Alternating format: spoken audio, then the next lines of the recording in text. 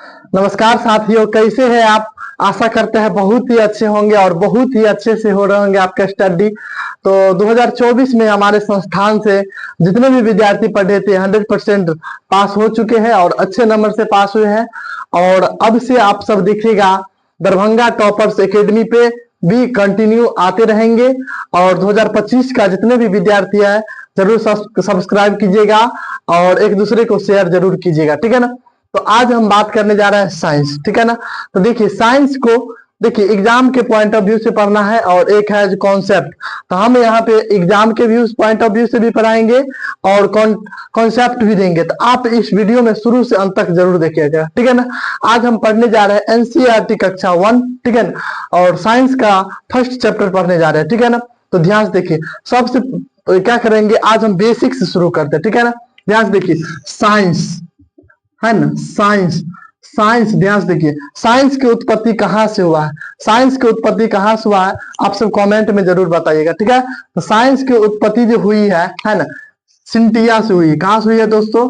Cynthia से हुई है, ठीक है ना। सिंटिया ग्रीक भाषा के शब्द सिंटिया से हुए, ठीक है ना, जिसका अर्थ क्या होता है दोस्तों? जानना। क्या होता है? जानना, ठीक है ना। साइंस की उत्पत्ति ग्रीक भाषा के सिंटिया से हुई है, जिसका अर्थ होता है जानना, ठीक है ना। ध्यान से देखिए, साइंस को हम क्या कहते हैं? विज्ञान कहते हैं। क्या कहते हैं? विज्ञान, ठीक है ना। विज्ञान कितने शब्दों से बना हुआ है तो आप बताइएगा? 2 शब्दों से। किन किन 2 शब्दों से बना है? वी अजोड़ ज्ञान से, ठीक है ना, वी और ज्ञान। तो ध्यान से देखिए, वी का अर्थ क्या होता है तो बताइएगा आप? वी का अर्थ होता है विशेष। क्या होता है? विशेष होता है, ठीक है। ध्यान से देखिए, विशेष। और ज्ञान का अर्थ होता है ज्ञान, ठीक है ना। यानी कि मनुष्य के क्रमबद्ध और सावधानी पूर्वक किए गए है ना ज्ञान को ही क्या कहा जाता है? विशेष ज्ञान को ही विज्ञान कहा जाता है, ठीक है ना। यानी कि किसी भी वस्तुओं के बारे में विशेष ज्ञान को ही विज्ञान कहा जाता है, ठीक है ना। आप विज्ञान की परिभाषा समझ गए होंगे, है ना। अगर कोई पूछेगा तो आप बता सकते हैं, है ना। मनुष्य के द्वारा सावधानी पूर्वक एवं क्रमबद्ध तरीके से है ना अर्जित किए गए वास्तविक ज्ञान को ही क्या कहा जाता है? विज्ञान कहते हैं, ठीक है।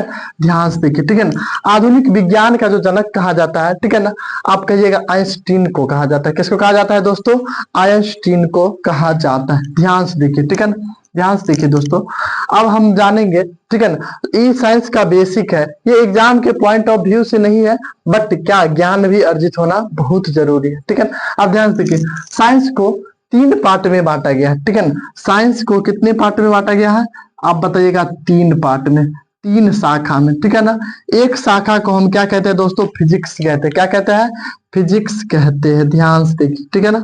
दूसरे शाखा को हम कहते हैं केमिस्ट्री। क्या कहते हैं?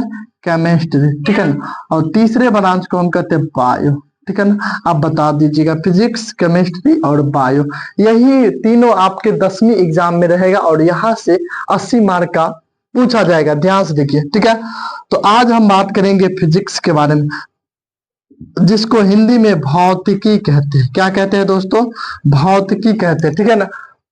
अगर आप इसको स्क्रीनशॉट करना चाहिएगा तो कर सकते हैं, तब तक हम इसको मिटा देते हैं। तो दोस्तों फिजिक्स, ये साइंस का फर्स्ट पार्ट आज हम पढ़ाने जा रहे हैं, जिसका नाम है फिजिक्स, ठीक है। और यही से चैप्टर रहेगा आपके एनसीईआरटी कक्षा 1 में। ध्यान से देखिए, फिजिक्स कहते किसको है, ठीक है ना। तो फिजिक्स का जो उत्पत्ति हुई है फ्यूसिस शब्द से हुई है। किससे हुई है? फ्यूसिस, ठीक है। ध्यान देखिए, फ्यूसिस का अर्थ क्या होता है आप बताइएगा?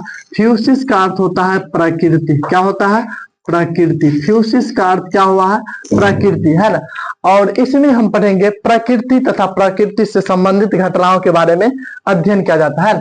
अब ध्यान देखो, पूछ देगा आपका फिजिक्स का परिभाषा क्या है, डेफिनेशन ऑफ फिजिक्स, ठीक है ना।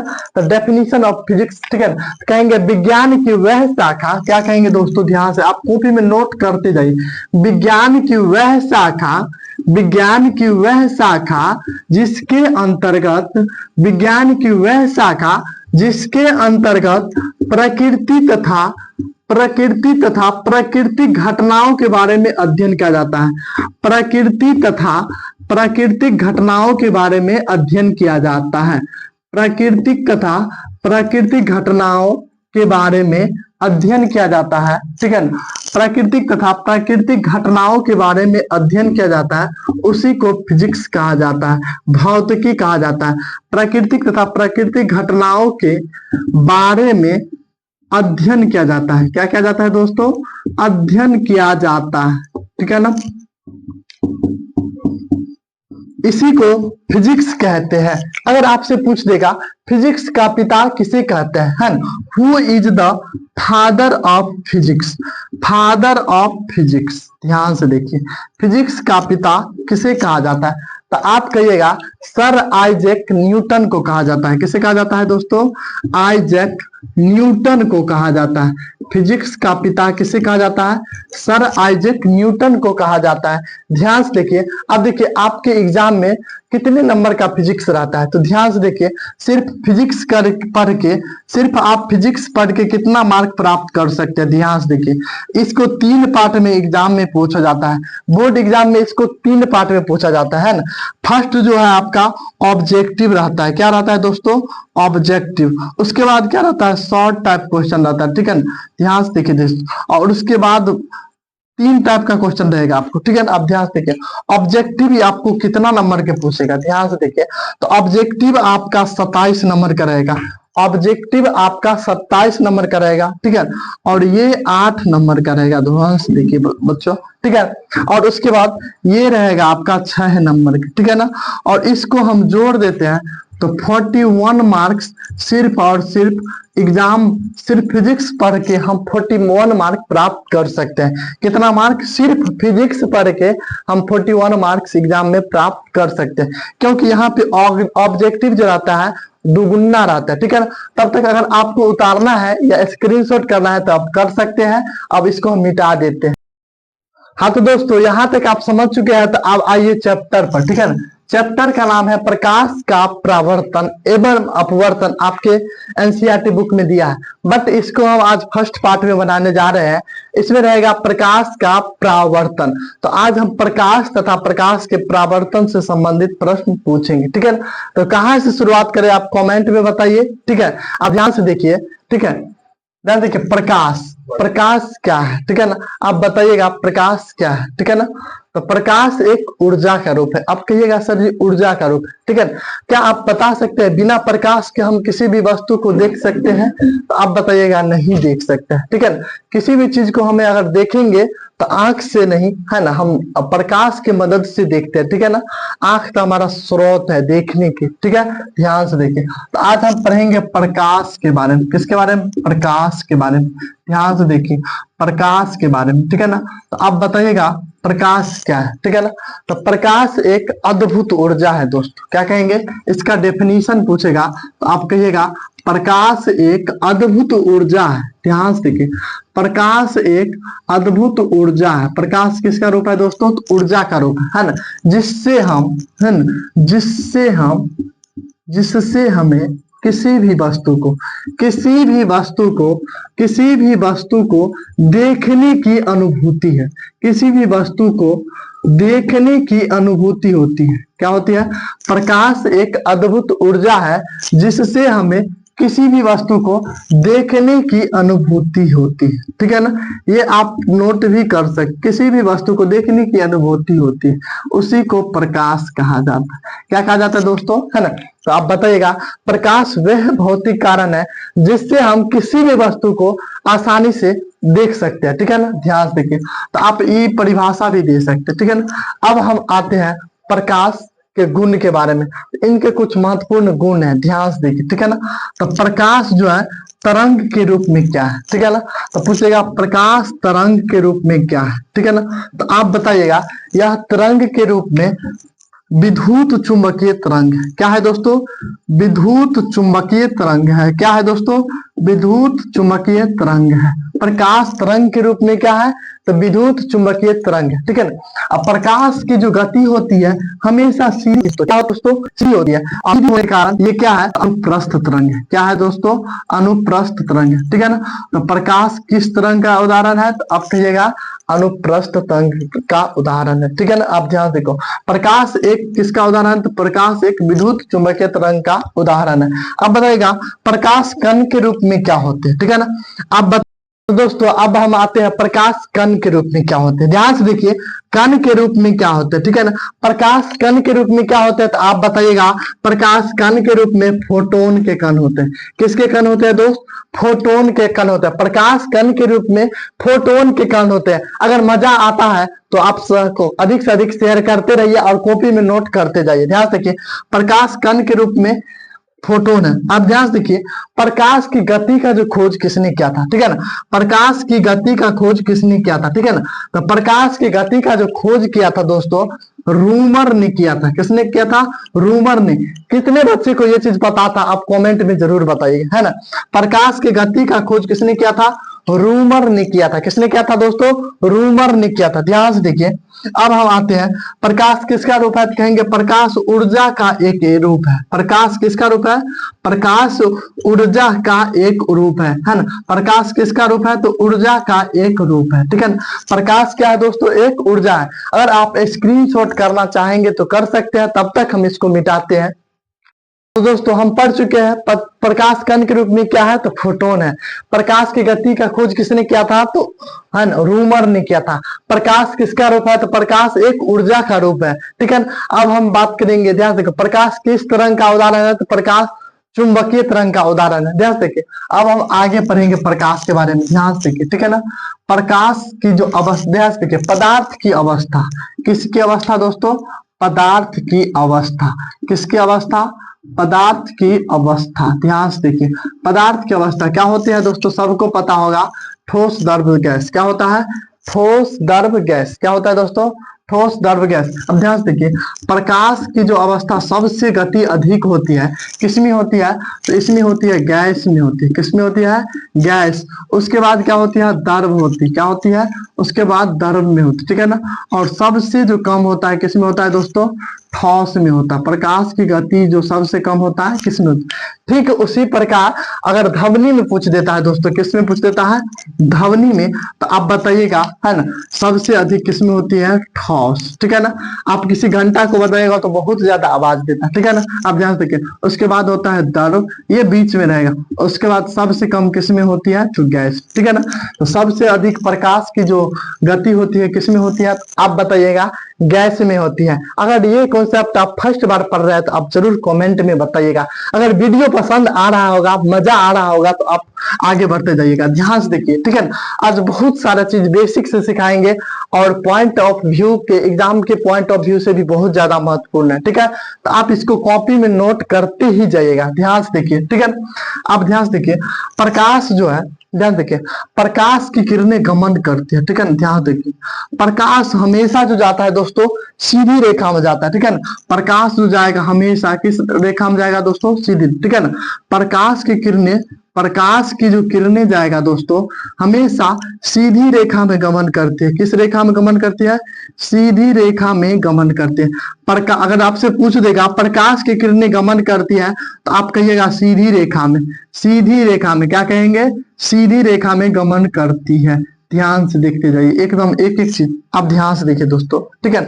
आज हम बात करेंगे प्रकाश के गति के बारे में या स्पीड के बारे में। ध्यान से देखो, सबसे अधिक प्रकाश की जो गति होती है किसमें होती है, ठीक है ना। ये चीज ध्यान देखो। तो आप बताइए, निर्वात, निर्वात में होती है, ठीक है ना। तो आज हम बताते हैं निर्वात कहते किसको है, ठीक है ना। ध्यान से देखो, वायु रहित, है ना, वायु रहित, है ना, वायु रहित, है ना, को ही क्या कहा जाता है, निर्वात कहा जाता है। वायु रहित को ही क्या कहा जाता है, निर्वात कहा जाता है, ठीक है ना। अब प्रकाश का जो सबसे अधिक होता है, प्रकाश की जो गति सबसे अधिक होती है, ठीक है ना, प्रकाश की जो स्पीड सबसे अधिक होती है किसमें होती है, तो निर्वात में होती है। किसमें होती है, 3 गुना 10 के पावर 8 मीटर प्रति सेकेंड होता है। आप इसको, है ना, ध्यान से देखिए, 3 गुना 10 टू द पावर 8 मीटर प्रति सेकेंड होता है।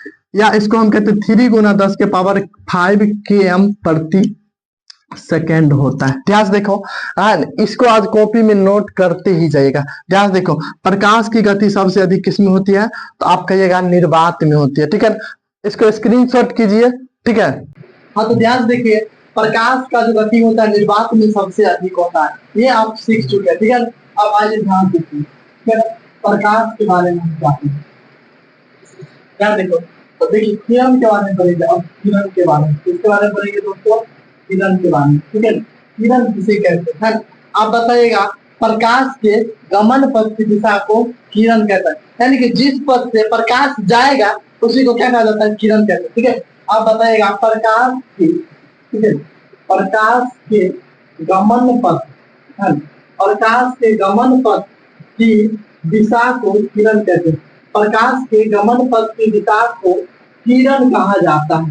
प्रकाश के गमन पथ की दिशा को किरण कहा जाता है। ध्यान से देखते रहिए बच्चों, एकदम पूरा का पूरा आपको दिमाग पहुंचा। देखिए ये प्रकाश है, इधर जा रहा है। ठीक है, और ये जो इधर जा रही है इसी को किरण कहा जाता है। ध्यान देखिए, क्या कहा जाता है, किरण कहा जाता है। ठीक है, आप ध्यान देखिए, किरण कहा जाता है। ठीक है, प्रकाश के गमन पथ की दिशा को किरण कहा जाता है। अब ध्यान देखिए, ये जो हमारी किरणें हैं, ठीक है, सूर्य से, ध्यान देखिए कहां से, सूर्य से। ठीक है, सूर्य से, ठीक है, पृथ्वी की दूरी कितनी है, आप सब अगर पता होगा तो आप जरूर बताइए, है ना। सूर्य से पृथ्वी की दूरी है 15 करोड़ km। कितना है दूरी दोस्तों, 15 करोड़ km।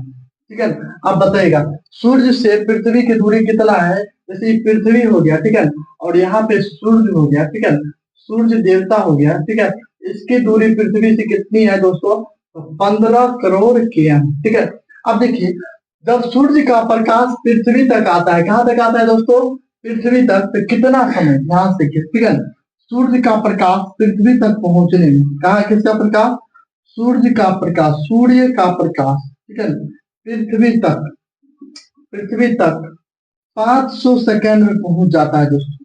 कितना सेकेंड में पहुंच जाता है दोस्तों, 500 सेकेंड में, है ना।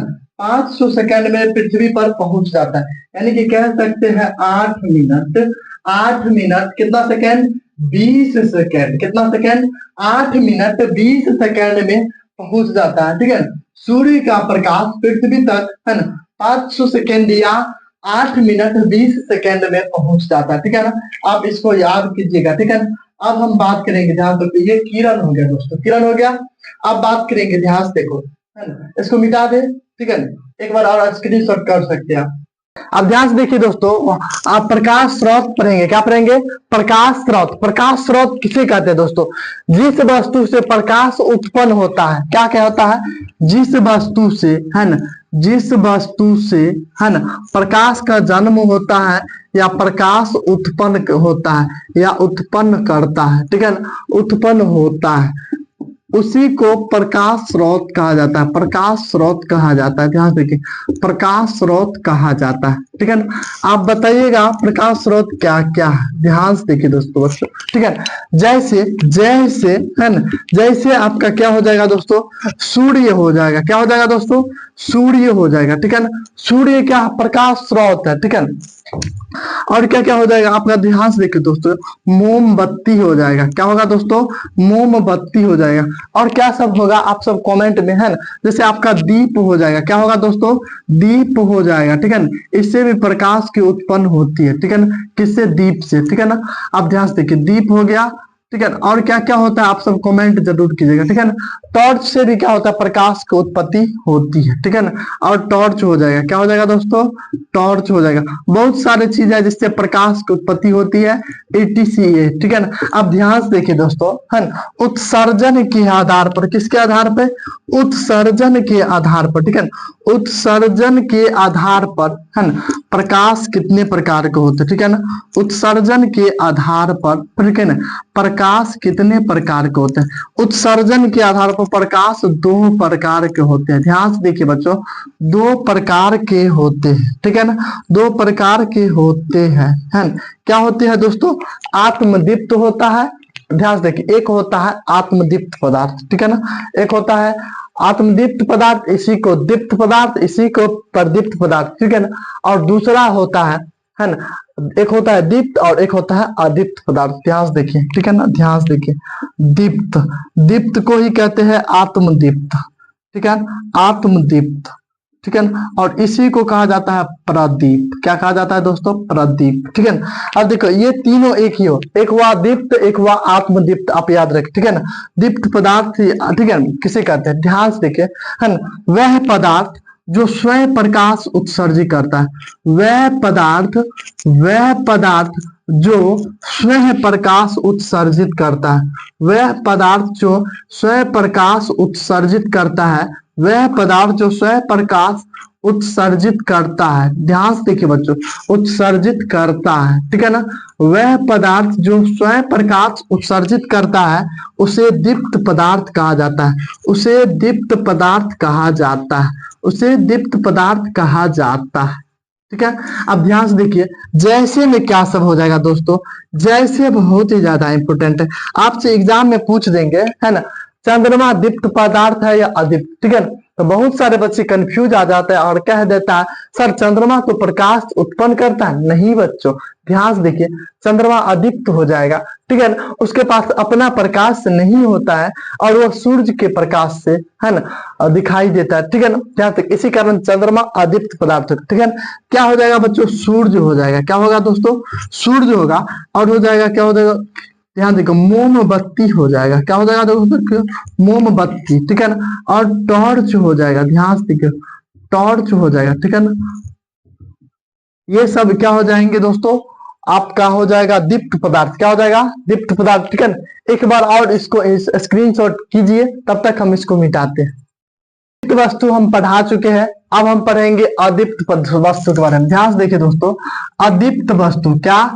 अदीप्त वस्तु। ध्यान से देखिए दोस्तों, अदीप्त वस्तु किसे कहते हैं? ध्यान से देखिए, अदीप्त वस्तु, ठीक है ना, वह वस्तु जो स्वयं प्रकाश उत्सर्जित नहीं करते हैं, ठीक है ना, वह वस्तु, ध्यान देखिए, या वह पदार्थ जो स्वयं प्रकाश उत्सर्जित नहीं करता है, ठीक है ना, स्वयं प्रकाश उत्सर्जित नहीं करता है, ठीक है ना, वह वस्तु, वह पदार्थ जो स्वयं प्रकाश उत्सर्जित नहीं करता है और है ना, और क्या करता है? ध्यान देखो, ध्यान देखो, प्रकाश की उपस्थिति में दिखाई देता है। ध्यान से देखिए,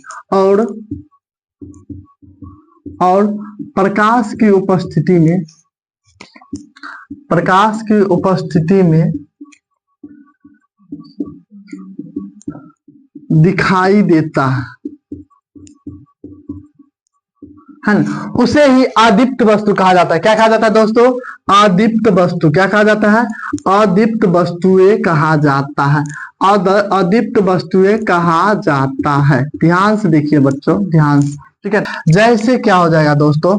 तो फर्स्ट में आप बताइएगा, चंद्रमा हो जाएगा। क्या हो जाएगा दोस्तों? चंद्रमा हो जाएगा। चंद्रमा क्या है? अदीप्त पदार्थ है। और क्या सब हो जाएगा? ईंट हो जाएगा, ठीक है ना। और क्या हो जाएगा? पत्थर हो जाएगा, ठीक है ना, किताबें हो जाएगी, ठीक है ना, ये सभी क्या है दोस्तों? इत्यादि बहुत सारे चीज हो जाएंगे, ठीक है ना। ये सब स्वयं प्रकाश उत्सर्जित नहीं देता है, परंतु प्रकाश की उपस्थिति में क्या होता है? दिखाई देता है, उसी को आत्मदीप्त पदार्थ कहा जाता है। ध्यान से देखिए, ठीक है ना। अगर यहाँ तक समझ में आ चुका है तो हम आगे बढ़ेंगे। ध्यान से देखिए, ठीक है। अब हम पढ़ेंगे किरण पुंज के बारे में। ध्यान से देखिए, किसके बारे में? किरण पुंज के बारे में, किरण पुंज के बारे में, ठीक है ना। किरण पुंज किसे कहते हैं? ठीक है ना, इसी को कहा जाता है दोस्तों प्रकाश पुंज। क्या कहा जाता है दोस्तों? प्रकाश पुंज कहा जाता है। इसी को प्रकाश पुंज भी कहा जाता है। ध्यान से देखिए, ठीक है ना। अब ध्यान से देखिए, किरण पुंज किसे कहते हैं? ठीक है ना, किरण, प्रकाश के गमन पथ की दिशा को किरण कहा गया था, ठीक है। और यहाँ पे पूछ रहा है किरण पुंज किसे कहते हैं, ठीक है ना। तो ध्यान देखिए, एक ही, जब ध्यान से देखिए, ये किरण हो गया, ये प्रकाश की दिशा जा रहा है, ये भी जा रहा है, ठीक है। यानी कि इस तरह से एक समूह बन जाता है, ठीक है।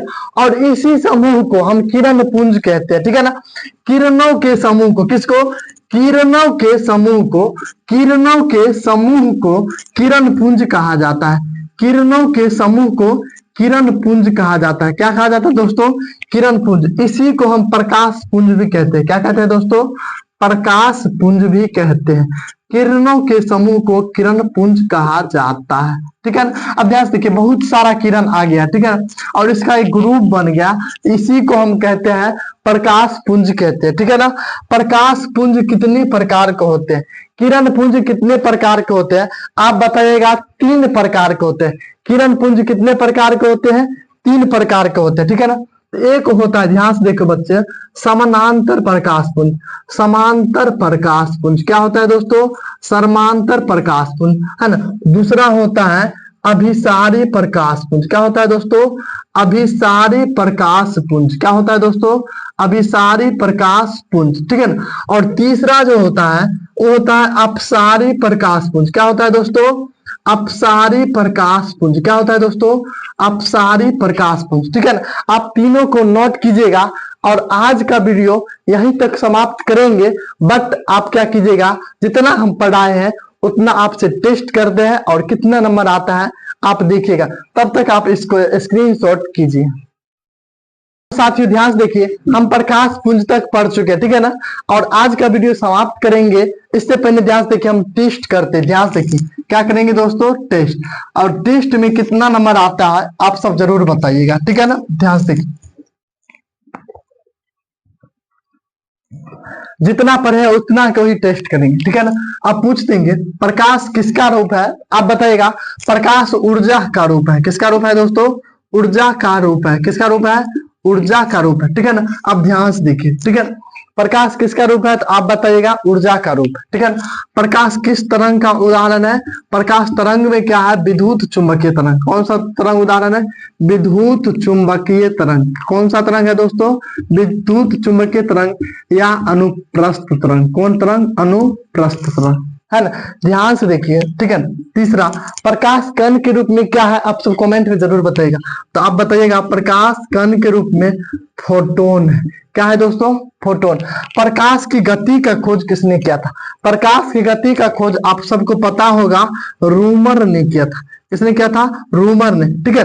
प्रकाश की किरणें गमन करती है, तो बताए थे दोस्तों, प्रकाश की किरण हमेशा सीधी रेखा में गमन करती है। किस रेखा में? सीधी रेखा में। किस रेखा में गमन करता है? तो सीधी रेखा में। आप बताइएगा, ठीक है। अब ध्यान से देखिए, ठीक है। प्रकाश की गति सबसे अधिक किसमें होती है? तो आप बताइएगा सर जी निर्वात में होती है। क्या होती है? निर्वात यानी कि वायु रहित में होती है, ठीक है ना। निर्वात में प्रकाश का वेग कितना होता है? ठीक है, स्पीड कितना होता है? तो आप बताइएगा 3 गुने 10 के पावर 8 मीटर प्रति सेकेंड होता है। और बताए थे सर जी 3 गुने 10 के पावर 5 km प्रति सेकेंड, ये भी कह सकते हैं। सबसे अधिक किसमें होती है? तो आप बताइएगा निर्वात में होती है, ठीक है ना। ध्यान से दिखाइए, ठीक है ना। प्रकाश की गति पदार्थ की अवस्था में कैसे जाता है? तो आप बताइएगा गैस में, है ना। उसके बाद क्या होता है? द्रव होता है दोस्तों। और उसके बाद क्या होता है? तो आप बताइएगा ठोस होता है, ठीक है ना। इस तरह से प्रकाश जाता रहता है, ठीक है ना। ध्यान देखिए, पूछेगा सूर्य से पृथ्वी की दूरी कितना है? तो आप कहिएगा 15 करोड़ km। कितना? 15 करोड़ km, ठीक है ना। आपसे पूछेगा सूर्य का प्रकाश पृथ्वी तक कितना मिनट में पहुंचता है? तो आप कहिएगा सर जी ये तो हमको पता है 8 मिनट 20 सेकेंड। कितना? 8 मिनट 20 सेकेंड में पहुंचता है। तो ध्यान से देखिए, और क्या पढ़े थे बच्चों? और हम पढ़े थे, ध्यान से देखिए, ठीक है। और क्या पढ़े थे? और पढ़े थे आत्मदीप्त पदार्थ, ठीक है ना। तो देखिए प्रकाश स्रोत किसे कहते हैं? तो प्रकाश, जिस वस्तु से प्रकाश का जन्म होता है, जिस वस्तु से प्रकाश उत्पन्न होता है, जन्म होता है, उसी को प्रकाश स्रोत कहा जाता है। क्या कहा जाता है? प्रकाश स्रोत कहा जाता है, ठीक है ना। आप ध्यान से देखिए, दीप्त वस्तु वैसी वस्तु जो स्वयं प्रकाश उत्सर्जित करता है, ठीक है ना। अब बताइएगा सूर्य क्या है? तो आप बताइएगा सूर्य दीप्त पदार्थ। क्या है? दीप्त है दोस्तों, ठीक है ना। सूर्य क्या है? दीप्त है। आपसे पूछेगा चंद्रमा क्या है? ठीक है ना। तो आप कहिएगा सर जी चंद्रमा क्या है? तो चंद्रमा अदीप्त वस्तु है। कौन सी वस्तु है? अदीप्त वस्तु, है ना। क्योंकि चंद्रमा के पास अपना कोई प्रकाश नहीं है, ठीक है ना। इसी तरह से आपसे पूछ देगा किताब कौन सी वस्तु है, तो ध्यान से देखिए किताब के पास भी अपना प्रकाश नहीं होता है, इसी कारण ये भी क्या हो जाएगा, अदीप्त वस्तु है। क्या हो जाएगा दोस्तों, अदीप्त वस्तु है ना। पूछ देगा आपसे मोमबत्ती, ठीक है ना, मोमबत्ती कौन सा पदार्थ है, तो आप कहिएगा सर जी ये तो दीप्त पदार्थ है, क्योंकि ये है इसके पास अपना प्रकाश होता है, ठीक है ना। आप सब कमेंट में जरूर बताइएगा, है ना। ध्यान से देखिए यहां तक हम बता चुके हैं, ठीक है ना। अब हम ध्यान से देखिए अभी क्या बताएं, किरण, तो प्रकाश के गमन पथ की दिशा को क्या कहा जाता है दोस्तों, तो आप कहिएगा किरण कहा जाता है। प्रकाश के गमन पथ की दिशा को क्या कहा जाता है, किरण कहा जाता है, ठीक है ना, वे कहा जाता है। ध्यान से देखिए किरणों के समूह को क्या कहा जाता है, तो आप कहिएगा किरण पुंज कहा जाता है। किरणों के समूह को क्या कहा जाता है, किरण पुंज कहा जाता है, ठीक है ना। और किरण पुंज कितने प्रकार के होते हैं दोस्तों, तो 3 प्रकार के होते हैं। कितने प्रकार के होते हैं, 3 प्रकार के होते हैं, है ना। आप सब बताइएगा इसमें से आपको कितना नंबर प्राप्त हुआ, ठीक है ना। इसमें से ये है ना करीब 15 क्वेश्चन होगा, 15 में आपको कितना प्राप्त हुआ आप सब जरूर बताइएगा। कितना नंबर आया आप सब कमेंट में जरूर बताइएगा, है ना। और ये सेशन कैसा रहा, मजेदार रहा या नहीं, या कुछ कमी रहा, तो आप जरूर कमेंट कीजिएगा। और तब तक हम दूसरे वीडियो में आएंगे फिर से, तब तक आप इस वीडियो को देखिए, रिवीजन कीजिए और अपने दोस्तों में जरूर शेयर कीजिए। हाँ, तब तक बाय, जय हिंद, जय भारत।